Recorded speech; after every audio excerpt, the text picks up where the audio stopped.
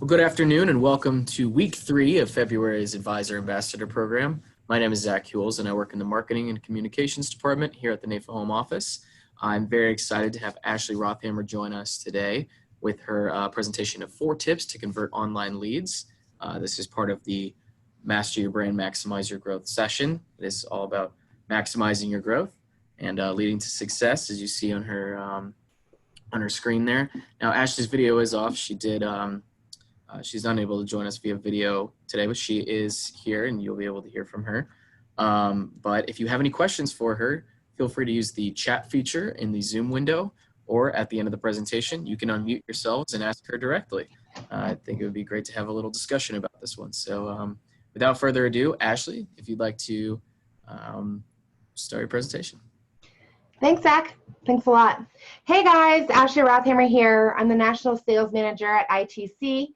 I've been a part of insurance marketing for, a long time now. I started in the industry in 2007 as a wholesaler for variable annuities and mutual funds, and then moved out to Think Advisor and then insurance forums where I did a lot of carrier marketing.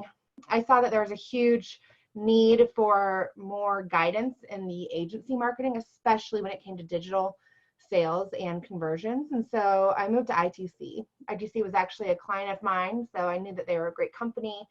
They've actually recently expanded quite a bit. They've grown a lot in this space in the last couple of years. And so I've been really lucky to learn more and more and help more agents every day, with this kind of knowledge. I currently am involved in NAIFA. I'm a YAT ambassador, and I'm also the program director for NAIFA Denver. I'm going to be doing Lily this year, which is really exciting. Excuse me. It's just going to be such a great year for the Denver chapter.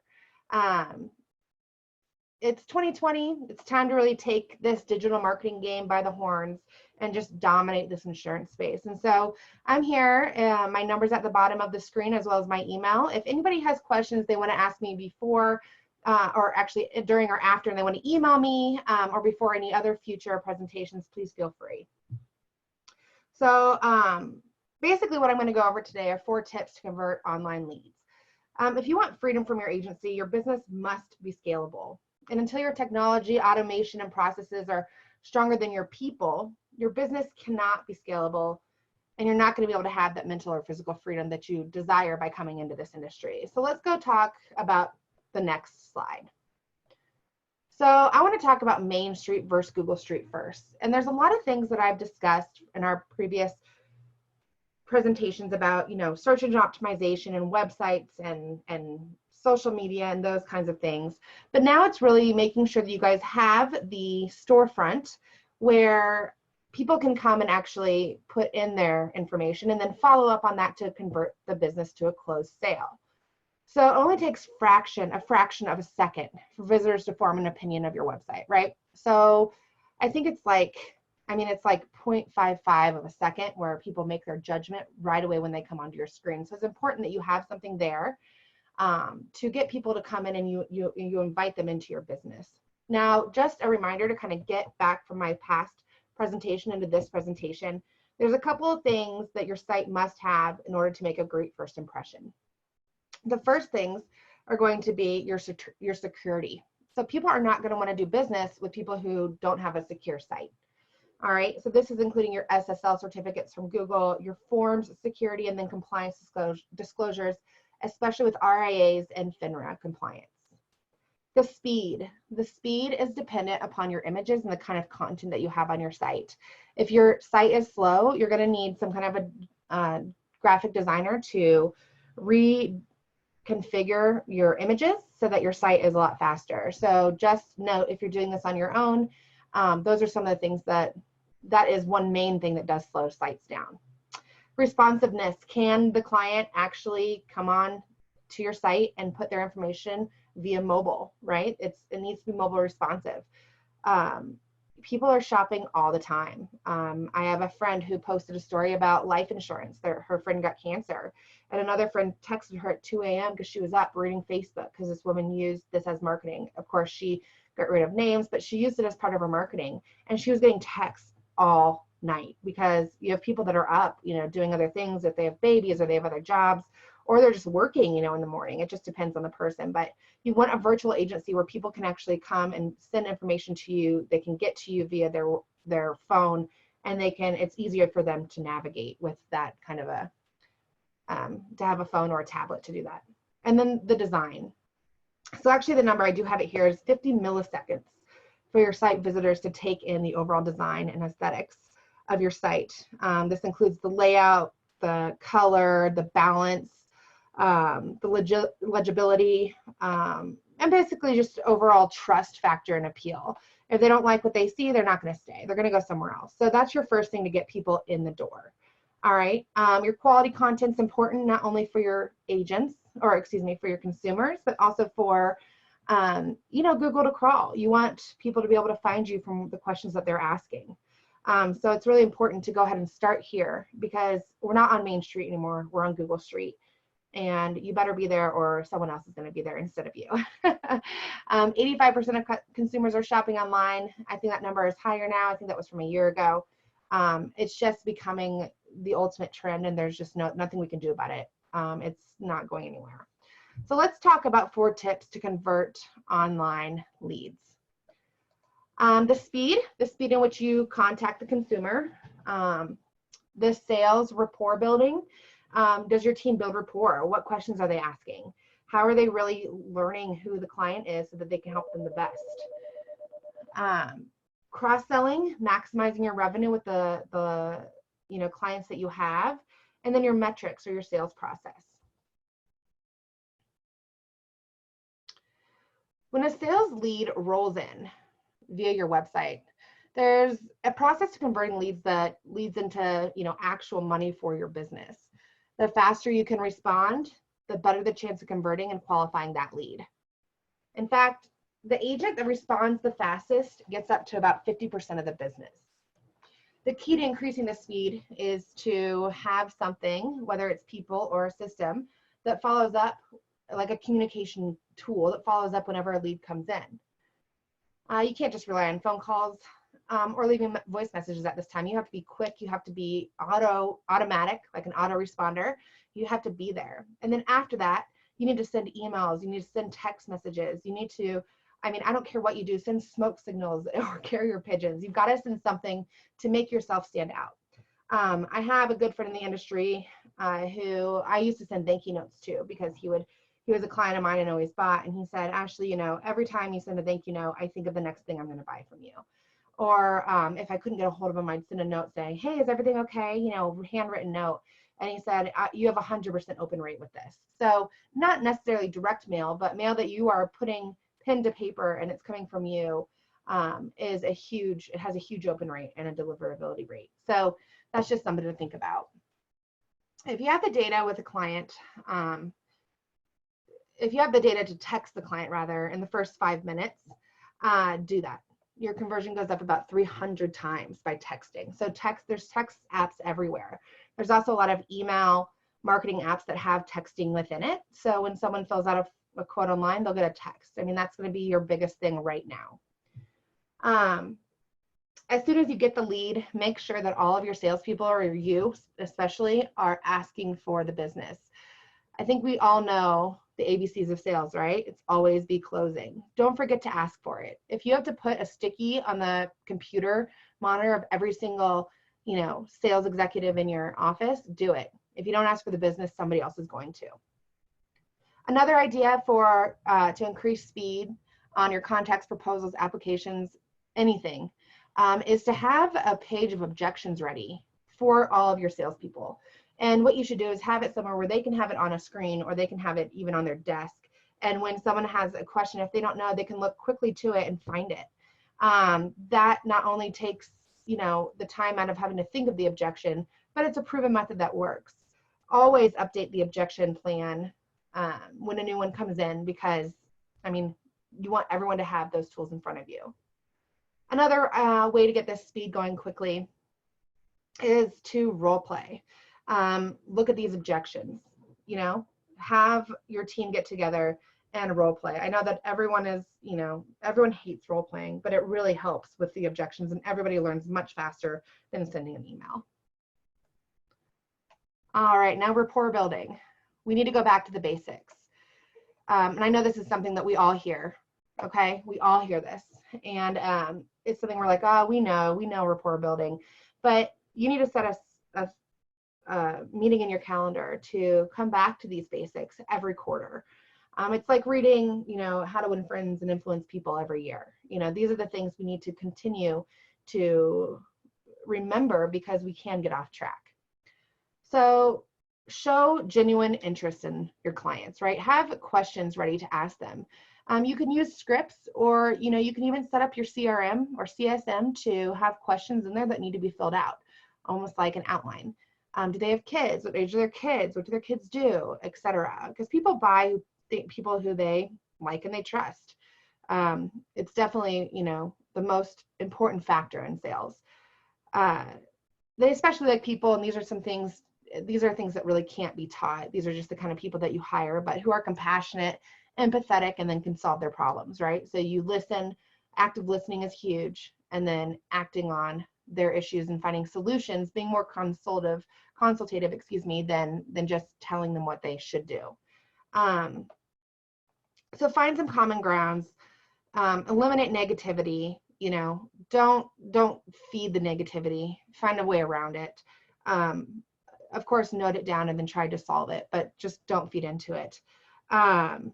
Another thing is with building rapport, you also learn a lot more about your clients. Like, let's say if the client's engaged to get married, maybe they're looking for a house, maybe they are about to have a baby. These are all signs that they're going to need something else in their portfolio to really get them to where they need to be. Life insurance. Some people homeowners, some people are starting a new business and they need group benefits.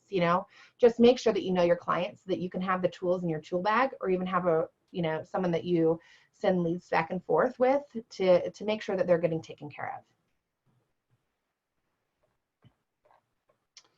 All right. Cross-selling. So cross-selling is really interesting, and it's something that I'm really involved in. I talk to clients about cross-selling all day long because we have an email marketing system here at ITC called Agency Buzz, which is worth its weight in gold. It's about $5,000 a year. I'm not trying to sell you here, but I'm trying to give you the idea, which will be on a further slide down the road, that it's so worth it when you come down to just even the money of hiring someone to do all of this stuff for you, or having an automated system that does it instead. It's about 5 to 25 times more expensive to acquire a new customer than it is to train an existing one, if you can believe it. And when you do retain a customer, they're going to buy more from you. They're going to stay longer. They're going to spend more. They're going to send referrals. So the more products you can sell a client, the more they're going to, the better loyal the client is going to be. You're about 60 to 70% likely to sell an existing customer compared to the 5 to 20% likelihood of selling a new prospect that's coming in, whether it's through the door or through the phone or even email. So if your company is not cross-selling and upselling, you're just leaving money on the table. That's huge opportunity cost right there. The CRM should be automated so that it is doing the work for you, whether it's emailing on renewals, whether it's emailing on new business, whether it's emailing on even holidays. As long as you're staying in front of your crowd and you're on the menu, you stand a pretty good chance to get to the rest of that business. The studies used to show that people had about 1 to 3 financial advisors for different kinds of things. I think that has gone down to about 1.5, so 1 to 2. But really what you want to be able to do is be able to service your client for all their needs so they don't have to keep going different places, right? Be that person for them and know that information that they need. Some other things that are really cool that are in some of these CRMs out there for upselling and cross-selling is called predictive sending. Predictive sending is where over time, the analytics of your software is going to remember when someone opened emails. So for example, I'm a mom, I also work. Sometimes I don't get to my personal emails until about 9 at night, right? Well, if you're my agent and I'm in your system, the system's going to know that that's when I typically open my emails. And something really cool is that even if you send me an email in the middle of the day, it's not going to be delivered until to my inbox until about the time when I'm supposed to be opening emails. That's huge with deliverability. Another thing is from an E&O aspect, it's really great to have these systems show you when people do open the emails and when they opt out and things like that, because someone can claim they didn't get an email and you can say, hey, that means I'm in your spam. You know, you need to check your spam and add me to your inbox. Typically, people do not unsubscribe from their financial experts because that would just, you know, be a lose-lose situation. Let's talk about metrics. There's about 9 metrics that are important. Sorry, I went too far. Okay. One is time spent selling. How much time are you spending selling, right? How much time are your reps spending on the phone? What are the biggest time suckers? Is it calling? Is it finding sales ready leads? Is it prospecting the wrong list? Is it looking or reaching out to people who don't have the money to buy? These are things that will, you know, bottleneck your whole sales agency and will really take up a lot of time. The CRM or any kind of sales automation software can definitely help track that, and then you'll be able to implement some solutions.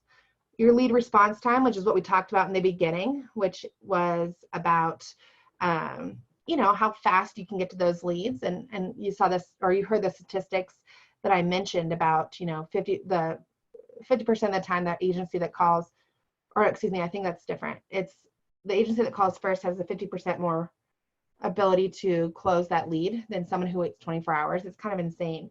The difference there. The longer it takes your team to respond to leads, the greater chance that the opportunity is slipping away, and not just that opportunity, but any future opportunities as well.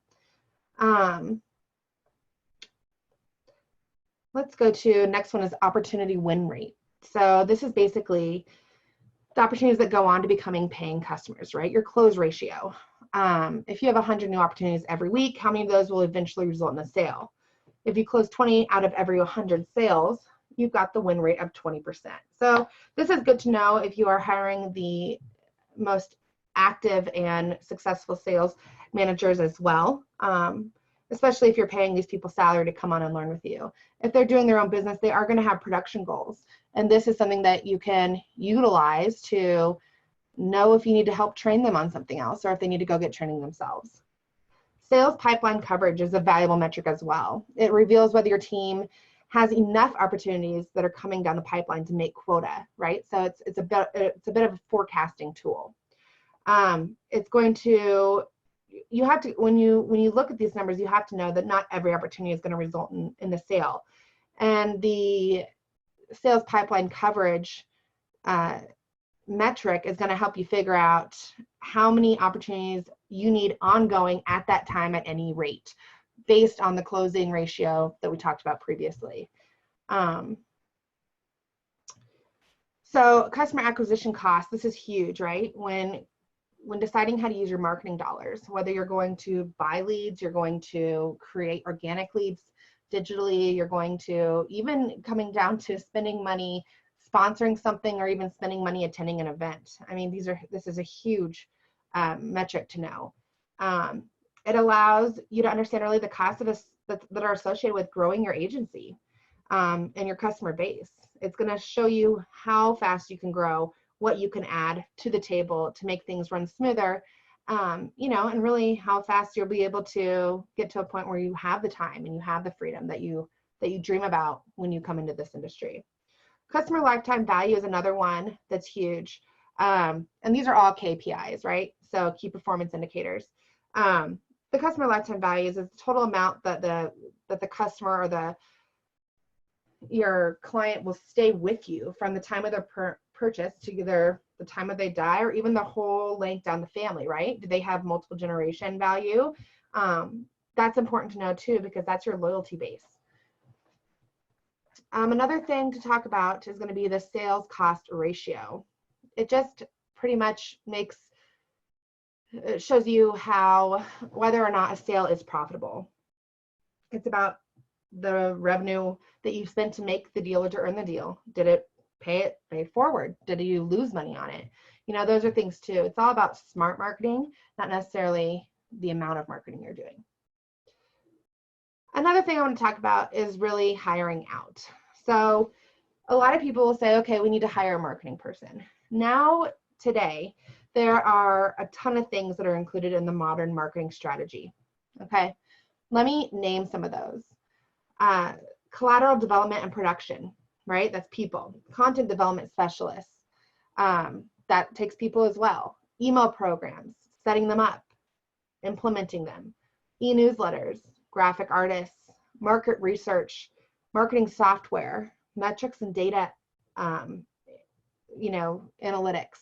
mobile marketing specialists, pay-per-click. I could go on and on. SEO and keyword research, social media specialists, etc. Event marketing people. How much would that cost? When you have someone that's doing each one of those things, the cost is going to be insane.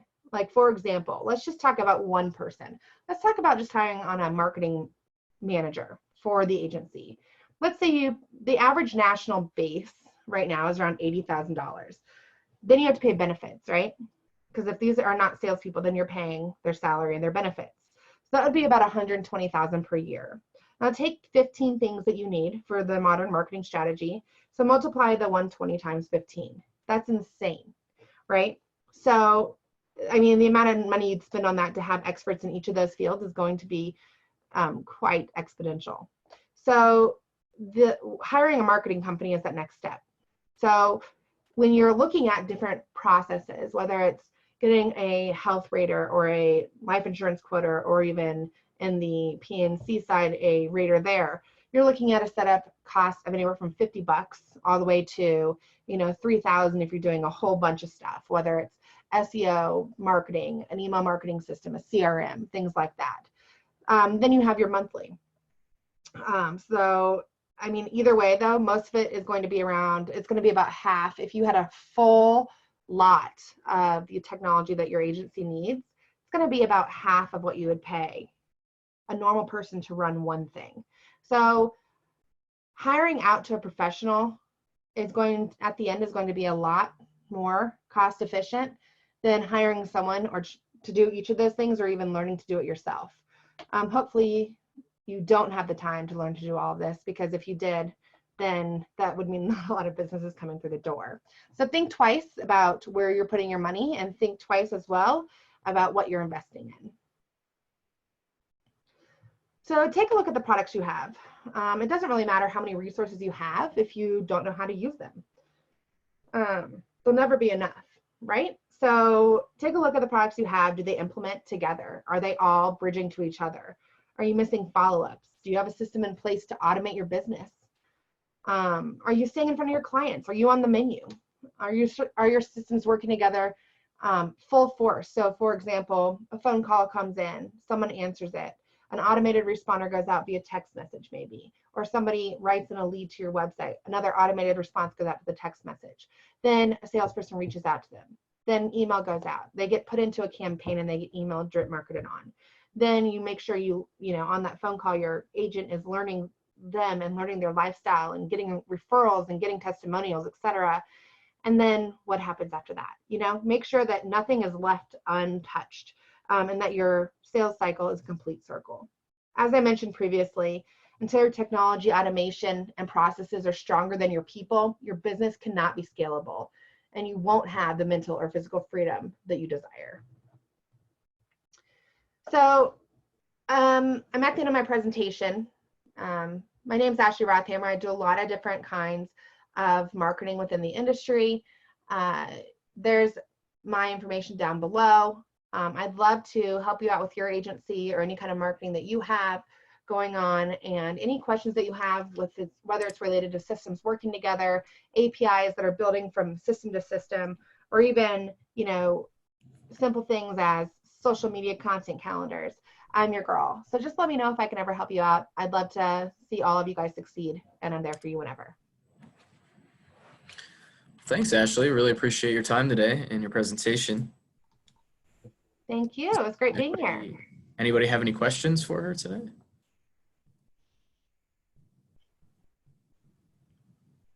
If not, or you think of any, her information's right there, but you can also reach out to me at recruitment@naifa.org if you have any questions or you want to get the recording from today's presentation. So that's good. Awesome. All right. Thanks so much, Zach. It was great being here. Yep, thank you. And if be on the lookout for these for the class attendees. Be on the lookout for the email for class 4. It's the last one of the month. And if you need any of the recordings from the other classes, please feel free to reach out to me and I will provide them. Hope everyone has a great week. Thanks so much. Have a good day. Take care. You too. Bye-bye.